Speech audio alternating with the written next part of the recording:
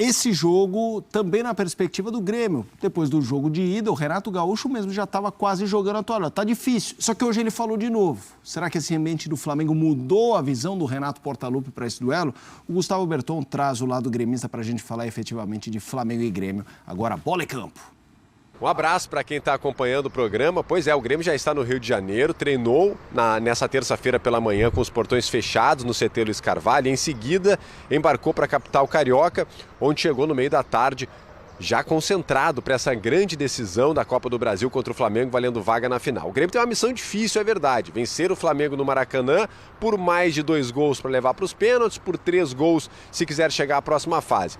E até por essa necessidade do resultado, o técnico Renato pode apresentar alguma surpresa no time do Grêmio. E eu falo aqui de PP, que é um jogador que acrescenta, segundo o próprio Renato, muita qualidade ao meio-campo do Grêmio, mas é um jogador que ainda vem se recuperando, ou pelo menos recuperando a melhor forma física. O PP ficou afastado dos gramados por 3 meses por conta de uma lesão, voltou contra a equipe do Fluminense, jogou até mais tempo do que estava programado para ele jogar, e no final da partida disse que se sentiu bem. Até por isso, o Renato cogita sim colocar o PP para iniciar a partida contra o Fluminense. Ele não tem condições para 90 minutos, seriam no máximo 45 minutos, mas ele pode começar a partida.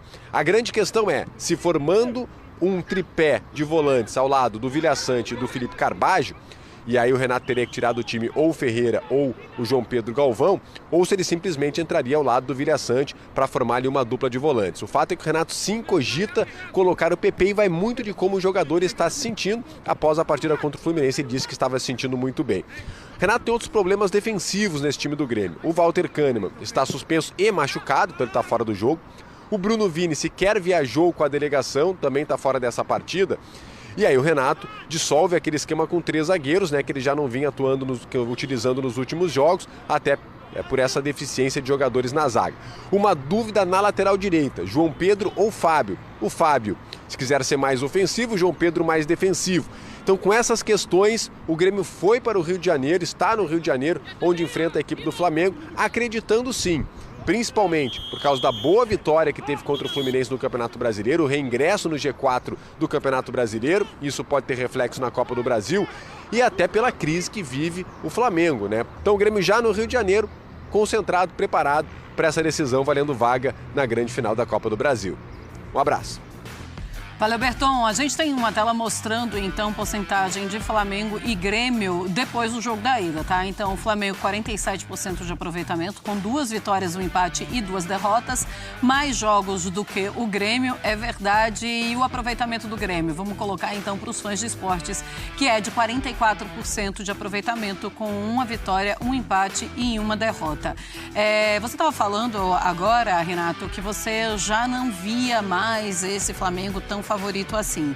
A gente vê isso também com o Renato, quando logo depois do jogo ele fala sobre o favoritismo, depois da partida contra o Fluminense, depois de uma vitória importante, ele já fala, olha, pode ser que as coisas aconteçam. Depois de tudo isso que a gente viu suceder lá no Flamengo e acabando e culminando com a agressão de hoje, você consegue ver um 50% já? Não, 50 eu acho muito. Não acho que esse é o caso.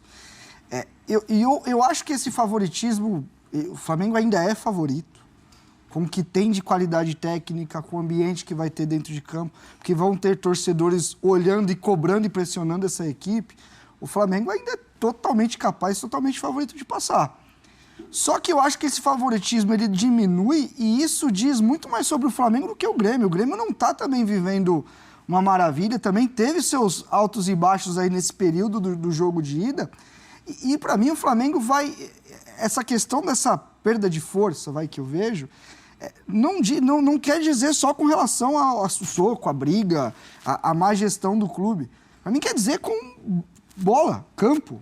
O Flamengo, as duas últimas aparições do Flamengo foram terríveis. O que aconteceu no Paraguai em questão de postura, em questão de atitude, contra o São Paulo, mais uma vez, você não precisa entender de tática, sabe, nada para você ver o gol do Lucas e ver como o Flamengo marca de longe.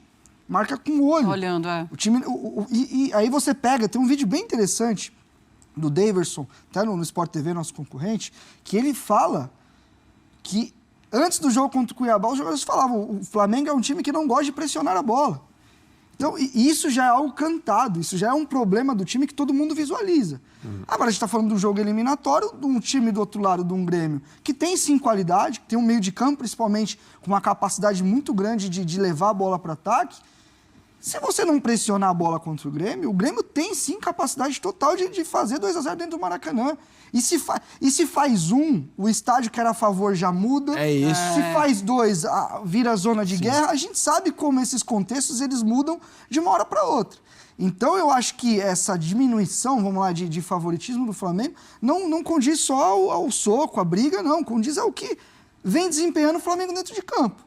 Porque, assim, o que aconteceu, e eu até falei sobre isso, o que aconteceu no Paraguai, principalmente, a nível competitivo, é inexplicável. É um desânimo, é inexplicável. Não dá em futebol profissional, um jogo de eliminatória na Copa Libertadores, você apresentar um nível competitivo tão raso, tão mínimo. Então, acho que é por isso que eu vejo que o Grêmio se anime com razão. Você, no seu último comentário, mencionou que ainda vê o Flamengo como um favorito. Eu te pergunto se a síntese do que foi pós-primeiro jogo, agora o pré-segundo jogo, antes era não dá. A gente só não falaria isso publicamente para colocar na cota protocolar de que o futebol é uma caixinha de surpresa, vai que dá uma... Agora o Flamengo continua como favorito, mas dá, assim, é isso que mudou, é essa vírgula? Eu vou tentar colocar de uma outra forma. Eu não consigo dizer que dá. O que eu tenho de dúvida é que Flamengo vai aparecer no Maracanã amanhã. Sim. E se a gente tem essa dúvida, é óbvio que isso se estende ao que vai acontecer no jogo e ao resultado. Então eu vejo que o Flamengo estendeu a mão ao Grêmio. Foi isso que aconteceu. Até então o Flamengo já estava se distanciando rumo ao pôr do sol e o Grêmio largado para trás. Agora o Flamengo voltou e estendeu a mão. Essa é a minha dúvida. O que vai acontecer a partir de agora? Qual vai ser o comportamento do Flamengo? Vai ser o mesmo time permissivo que a gente viu em Assunção? E, assim, do ponto de vista defensivo, é uma coisa inacreditável o que o Flamengo teve a capacidade de fazer em Assunção. Do ponto de vista negativo, claro. Assim, um time assim, talvez perca para o Grêmio por 2 gols, por 3, não sei, por 1, e aí se classifica com uma derrota melancólica. Agora, se o Flamengo for minimamente semelhante ao potencial que nós temos, como normal, eu acho essa vantagem muito grande para o Grêmio conseguir tirar. Eu não consigo dizer que dá para o Grêmio se classificar. Mas eu não consigo saber que Flamengo vai aparecer no Maracanã. Olha, já a gente fala mais desse jogo, Flamengo e Grêmio, a partida 2, assim como o duelo de São Paulo e Corinthians. Mas agora o assunto é Neymar. Um otimismo lá pelos Pampas que absolutamente inexistia até semana passada, até antes do jogo entre Olímpia e Flamengo. E, claro, agora acentuado por esse absurdo, né? O jogador quebrar o nariz do outro. Assim, é claro que o futebol é um universo muitas vezes paralelo, mas um local de trabalho, 2 pessoas que estão ali vestindo a mesma camisa, no caso do futebol, vestindo a mesma camisa mesmo. Sim. Um quebra o nariz do outro. Pô, imagina o cara quebra o seu nariz, você não ia querer olhar pro rosto do sujeito no dia seguinte. Só aproveitando antes de você falar, Pascoal, o meu amigo Edu Lima e o Pedro Zorzeto, que estão acompanhando, me lembraram que a briga não foi do Carlos Alberto. Desculpa, Carlos Alberto. Você teve outras brigas. O Tevez foi com o Marquinhos, zagueiro. Marquinhos. Só para lembrar. Mas teve com o Carlos Alberto também. Teve, não foi. O Carlos Alberto teve com o Leão. A discussão do Carlos Alberto foi com o Emerson Leão. Mas com o Tevez ele também tretou algumas vezes. Obrigado ao Zorzeto e ao Edu Lima. Vai lá, Pascoal. Não, eu acho que é o seguinte, tudo isso que a gente está falando aqui aproxima o Grêmio dessa possibilidade, como disse o Zinho. É que é muito difícil, né? Mas o resultado é difícil. O resultado é difícil. Mas vou dizer para vocês... Mas o ânimo é outro. É o América do México reeditado. Qual é o Flamengo que vai jogar? Diferente. É o Flamengo que jogou contra o Cuiabá? Aquela tiriça? É o Flamengo que jogou contra o São Paulo? Aquela preguiça para marcar? Com 62 mil pessoas no estádio. Aquele meio-campo que morde fofo? Sabe aquele morde fofo? É o time do Flamengo, morde fofo. Não acontece nada. A marcação do Flamengo é morde fofo. Não acontece nada. É esse o time que vai jogar? Aí o Grêmio começa a querer. Não, tem que ser o que jogou contra o Grêmio. Tem que ser Então, o que jogou contra o Grêmio interessa. Mas esse time tem estrutura psicológica para isso? Esse time tem estrutura tática para isso? Depende do treinador. Depende do treinador, o time que ele vai botar em campo. Ele vai botar, Zinho, ele vai botar o Bruno Henrique, o Arrascaeta, É? ele vai colocar o Everton Ribeiro. Não, Zinho, a gente não tem sabe mais qual. A escalação, A escalação é sempre uma caixinha de De uma surpresa. maneira geral, a escalação já será diferente. Porque o lateral direito, o titular não vai jogar. Perfeito? O reserva vai jogar com o nariz então, quebrado. essa será a 32ª escalação diferente do Sampaoli. Porque ele não conseguiu fazer nenhuma escalação igual a outra. Nunca. Pode falar. Normal. Muito obrigado, Zinho. Isso me ajuda bastante. Normal. Não escala ninguém nunca. O Sampaoli perdeu o controle do grupo. Vocês não estão percebendo que o treinador não tem absolutamente nenhum controle sobre o que está acontecendo? Vocês estão reparando isso?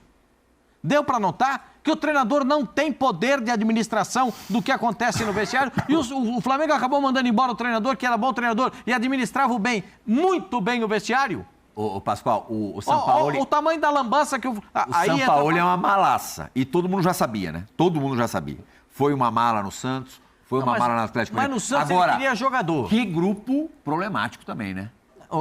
É bom, mas na mesma proporção problemático. Então, a gente Porque tem que ninguém pensar... se cria, nenhum treinador se cria. O Everton Ribeiro vai ter renovação de contrato. Outros jogadores que terão contrato terminados também não renovarão. Está muito claro isso. O Flamengo está tentando melhorar. Vai ter eleição. Tem eleição no final do ano, né, Zinho? Se não me falha a memória. Tem eleição na parte final do ano. E aí o que vai acontecer? Quem chegar como novo presidente do Flamengo vai ter esse problema para resolver. Um elenco que não sabe se fica um, se fica o outro.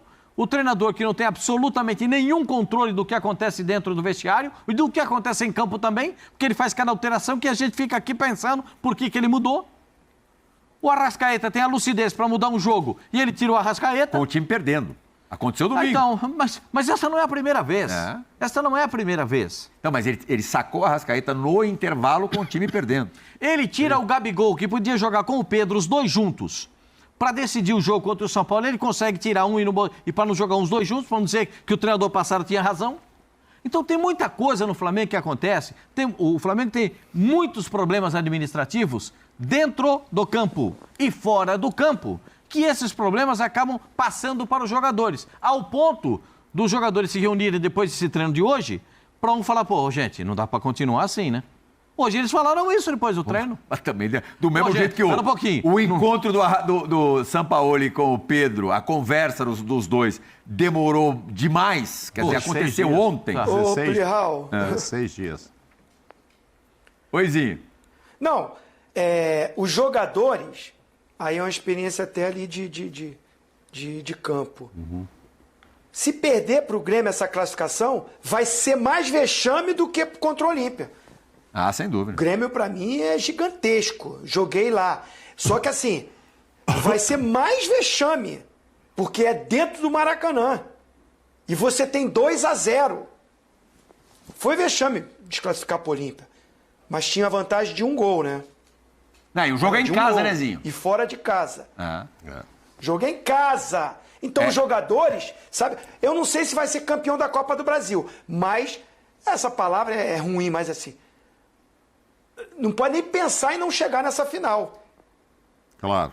E tem mais um detalhe, Então, né, assim, Zinho? os jogadores sabem que pode ter treinador, pode ter briga de lá, se a direção... Os jogadores vão ter que se fechar, porque eles sabem que, por enquanto, tá tendo uma vaia aqui, uma vaia ali, para uma aqui, para uma ali, mas estoura no atleta, no jogador, se perde uma classificação, porque o treinador já está sendo cobrado.